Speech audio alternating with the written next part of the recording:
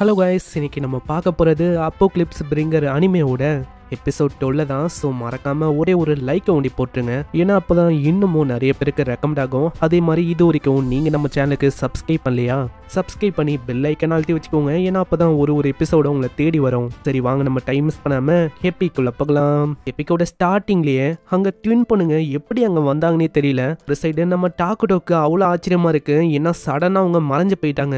எவ்வளோ ரெஸ்பாண்ட் பண்ண சொல்லி அவங்க 3 பேரையுமே அவன் கேட்குறான். ஆனால் அவங்க கிட்டலேருந்து அங்கே பதிலே வரல. அந்த ஃபயர் டீமனும் அப்படியே ஸ்மைல் பண்ணு. அங்க இவங்களுக்கு என்ன விஷயம்னு புரியல.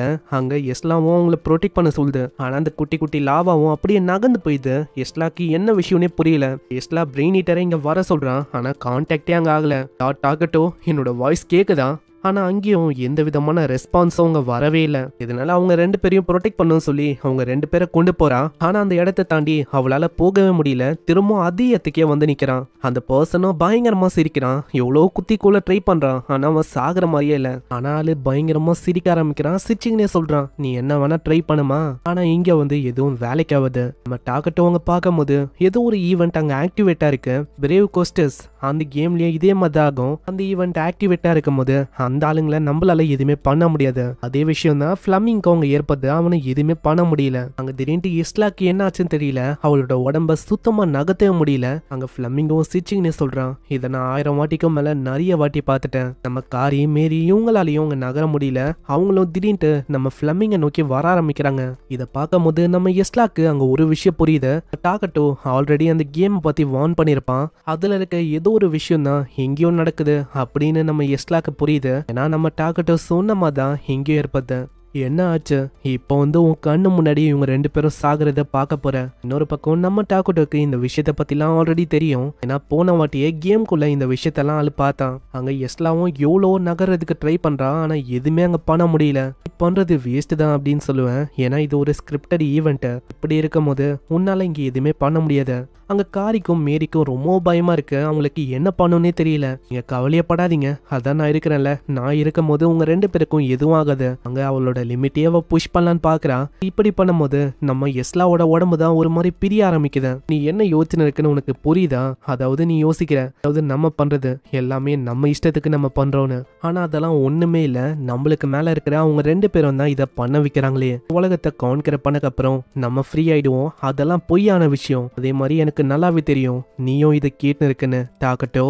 ஏன்னா நீ இப்பவும் யோசிச்சிருப்ப என்ன கொல்ற மூலமா இப்ப நீ அந்த கியரை அப்டேட் பண்ணலான்னு. ஆனா நான் இன்னமும் சாகல. இப்படி இவன் சொல்லும் போது அவனையே ஆளு வெடிக்க வைக்கிறான். அந்த இடத்துல ஒரு மிகப்பெரிய எக்ஸ்ப்ளோஷனும் இருப்பது. சீன் அப்படியே பாஸ்ட்டுக்கு போகுது. காரியும் மேரியும் அங்க இருக்கிற மைனோகர சிட்டியை பாக்குறாங்க. அந்த நகரமும் ரொம்ப அழகா இருக்கு. அந்த சிட்டியை பாத்துக்கினே வானத்தை பாக்குறாங்க. ஏய், நீ அந்த நிலாவை பாரு, எந்த அளவுக்கு ரொம்ப அழகா இருக்குன்னு. மேரி, உனக்கு தெரியுமா இந்த மாதிரி மாஸ்டர் சொன்னாரு, அதாவது நிலா அழகா இருக்குன்னா ஐ லவ் யூவா. அதனால அங்க காரியம் சொல்றான், ஆமா நிலா உண்மையிலேயே அழகா இருக்கு. ஏன்னா அவங்க மாத்தி மாத்தி அவங்களே பிடிச்சிருக்கு அப்படின்னு சொல்லிக்கிறாங்க. அதே மாதிரி நம்மளுடைய அம்மா எஸ்லா அவங்களுக்கும் இந்த விஷயத்த நம்ம காட்டணும். அவங்களுக்கும் காட்டி இந்த நிலா எவ்வளவு அழகா இருக்கு அப்படின்னு நம்ம சொல்லணும். அப்பதான் அவங்களுக்கும் தெரியும் நம்மளுக்கு அவங்கள எவ்வளவு பிடிக்கும்னு. அடுத்த வாட்டி ஒரு முழு நிலவு வரும்போது கண்டிப்பா அந்த டைம்ல நம்ம இதை சொல்லணும். ஆமா மேரி, நீ சொல்ற மாதிரியே நம்ம பண்றோம் இப்படின்னு அவங்க டிசைட் பண்றாங்க. சீன் அப்படியே பிரசன்ட்டுக்கு வருது. அந்த இடத்துல நம்ம எஸ்லாவோட நிலைமை ரொம்ப மோசமாயிடுச்சு. எஸ்லா அவளோட உடம்ப மோசமாக்கி எப்படியோ காரியும் மேரியும் காப்பாத்திட்டா. ஆனா என்ன, இதுல நம்ம எஸ்லாவோட உடம்பு ரொம்ப மோசமான நிலைக்கு போயிடுச்சு. அவங்க 2 பேருக்கும் ரொம்ப கஷ்டமா இருக்கு. ஒரு சைடு நம்ம வந்து வீக்கா இருந்திருக்கோம். அதனால தான் நம்மளால நம்மளோட அம்மா எஸ்லாவை காப்பாற்ற முடியல. ஏதாச்சும் ஒரு வழி இருக்காது அவங்கள காப்பாத்த. இல்ல இந்த மாதிரி நீங்க எதுக்கும் கவலைப்பட வேணாம். அங்க கிங் டாக்கட்டோக்கும் மத்தவங்களுக்கும் உங்க கான்டாக்ட் பண்ண ட்ரை பண்றாங்க. ஆனா முடியல. நீங்க கவலைப்பட வேணாம். அம்மா நான் வந்து ஒரு விஷயத்த உங்களுக்கு தரணும். அப்படி இருந்தோம் அவங்களுக்கு ரொம்ப அழுகையா இருக்கு. ஏன்னா எஸ்லா வந்து இறந்து போக போறாங்கல்ல. இல்ல எஸ்லா, நீங்க வந்து சாக கூடாது. நீங்க தான் எனக்கு அம்மா மாதிரி இருந்திருக்கீங்க. எங்களுக்கு வாழவே பிடிக்கல நீங்க இல்லாம. நாங்களும் உங்க கூடயே இறந்துறோம் அப்படின்னு அவங்க சொல்றாங்க. ஆனா நம்ம எஸ்லா அங்க சொல்றா, இல்ல நீங்க அப்படி பண்ணக்கூடாது. இந்தாங்க, இது என்னோட இதயம். இதை வந்து நீங்க சாப்பிடுங்க. இது மூலமா என்னோட பவர் அது வந்து உங்களுக்கு கிடைக்கும். நான் என்னதான் எந்த போனாலும் நீங்க உயிரோட இருக்கணும். அதுதான் என்னோட ஆசையும். அங்க இப்படி நம்ம எஸ்லா சொல்லிட்டு அங்கேயே அவ எந்த போயிடறான். அவங்க பவர்ஸ் சாப்பிட்டாங்களா அது வந்து நம்மளுக்கு காட்டல. இன்னொரு பக்கம் அங்க வந்து நிறையவே ஏகப்பட்ட மாஸ்டர்ஸ் இவங்களை நோக்கி வருமா. அந்த இடத்துல நம்ம அட்டு தான் அதெல்லாம் சமாளிக்கிறான். ஆனா மாஸ்டரோட எண்ணிக்கை ரொம்ப அதிகமா இருக்கு. ஒரு பக்கம் நம்ம மோல்டரு இன்னமும் நிறையவே எல்ஃபோ அங்க இருக்காங்க. அட்டுக்கு என்னன்னா சீக்கிரமா இதை முடிச்சுட்டு டாக்கட்டோ கிட்ட போகணும். ஆனா இங்க மாஸ்டரோட எண்ணிக்கை ரொம்ப அதிகமா இருக்கு. அடிக்க அது வந்துகினே இருக்கு. கட்டத்துல நம்ம அட்டுக்கும் நம்ம எஸ்லாம் இறந்து போன விஷயம் தெரிய வரும். இதை கேட்டோன்னே அவ கடுப்போட உச்சத்துக்கே போயிடறான். அங்க இருக்கிற மாஸ்டர்ஸ் சரமாரியா அவ கொள்றான். அங்க மோல்டர் தான் அமைதியாக சொல்றாரு. ஃபைனலா அங்க அட்டுவும் அமைதியாவரா. என்னதான் இருந்தாலும் நம்ம எஸ்லாம் இறந்து போன விஷயத்த அவங்க ரெண்டு பேராலையும் தாங்கிக்க முடியல. இந்த சைடு டாக்கட்டோக்கும் தெரிய வருது. எனக்கு தெரிஞ்ச வரைக்கும் இந்த ஸ்கிரிப்டட் ஈவெண்ட், அந்த ஃபேமஸான கோஸ்ட் பிரேவ் அந்த கேம்ல ஏற்படுற அந்த ஈவெண்ட், அதனால தான் இப்படி ஆயிருக்கு. இன்னொரு பக்கம் அங்க எஸ்லாவோட இதயத்தை அவ வெளில வச்சிருப்பால, அதை நம்ம காரியும் மேரியும் சாப்பிட்டுட்டாங்க. அங்க திடீர்னு பவர்ஸ்ல யாரோ ஒருத்தங்க சேஞ்சஸ் பண்ண அங்க அவங்க ரெண்டு பேருக்கும் எஸ்லாவோட பவர்ஸ் அப்படியே அவேக்கன் ஆயிடுது. இந்த விஷயத்த நம்ம அட்டு கிட்டயும் நம்ம ஆளு சொல்றான். அங்க அட்டுவும் சொல்றான், நான் சீக்கிரமா இப்பயே மைனோகிராக்கு வரேன், இல்லாட்டும் நீ அங்கேயே இரு, ஏன்னா எஸ்லாம் இறந்து போயிட்டா. இன்னமும் அந்த ரெண்டு பொண்ணுங்க உயிரோட தான் இருக்காங்க. எஸ்லா அவளோட ராயல் சக்சஷன் அதை யூஸ் பண்ணி அவளோட பவரை இவங்க ரெண்டு பேருக்கும் அங்க குத்துட்டா. அதனால அவங்க சவுத் பக்கம் தான் போயின்னு இருக்காங்க. அதுவும் எதுக்கு, எஸ்லாவா அவங்க கொன்னாங்களே அதுக்கான ரிவெஞ்சா அவங்க கொடுக்கணும். அதுக்காக தான் அங்க போறாங்களே. அதனால நான் என்ன சொல்ல வரேன்னா, நீ தான் அவங்க ரெண்டு பேரை சேஃபா திரும்பவும் கொண்டு வரணும். அங்க அட்டு இதனால ஒத்துக்கிறான். மத்த எல்லாரையுமே நீங்க டவுன்ல இருங்கன்னு சொல்லிட்டு தான் அவன் போறாளே. ஒரு சைடு டாக்கட்டவே இதை சொல்றாருன்னா கண்டிப்பா நான் அவரை நம்பணும். இன்னொரு பக்கம் நம்ம எமிலா கோ அவங்க ரெண்டு பேருமே கேக்குறாங்க, இதுக்கு மேல நாங்க என்ன பண்றது, நான் இப்போதைக்கு உங்களுக்கு ஆர்டர் கொடுக்கல, அதனால ஆர்டர் கொடுக்காத வரைக்கும் நீங்க எதுவுமே பண்ணாதீங்க.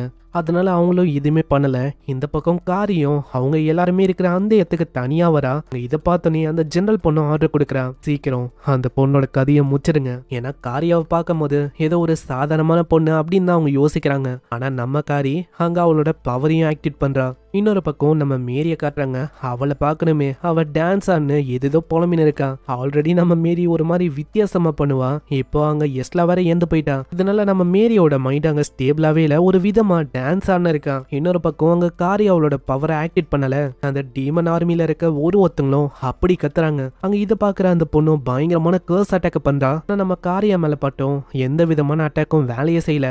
நம்ம காரியாக்கு ஒரு புது பவர் கிடைச்சிருக்கு, ஒரு டிவைன் லீட் ஸ்கில் மூலமா எந்த அட்டாக் பட்டாலும் அது அசால்ட்டா நெலிஃபை ஆயிடும். காரியாவோட கண்ணும் வெறுமா இவளை பார்க்கதான் செய்து இவளோட கையும் அப்படியே கொஞ்சம் கொஞ்சமா உருக ஆரம்பிக்குது. ஏன்னா நம்ம காரியாவோட ஸ்கில்லே இதுதான். அதாவது யாரை பார்த்தாலும் அவங்களோட ஸ்கின்னை ஒண்ணுமே இல்லாம ஆக்கிட முடியும். அந்த மாதிரி ஒரு நோயை தர முடியும். அந்த மாதிரி ஒரு விஷயத்தை தான் நம்ம காரியா பண்றா. அத்த செகண்டே அந்த ஜெனரலோட கதையும் அவங்க முடியுது. இன்னொரு பக்கம் நம்ம மேரியா அவங்க எவ்வளவோ தாக்குறாங்க. ஆனா மேரிக்கு எதுவுமே ஆகல.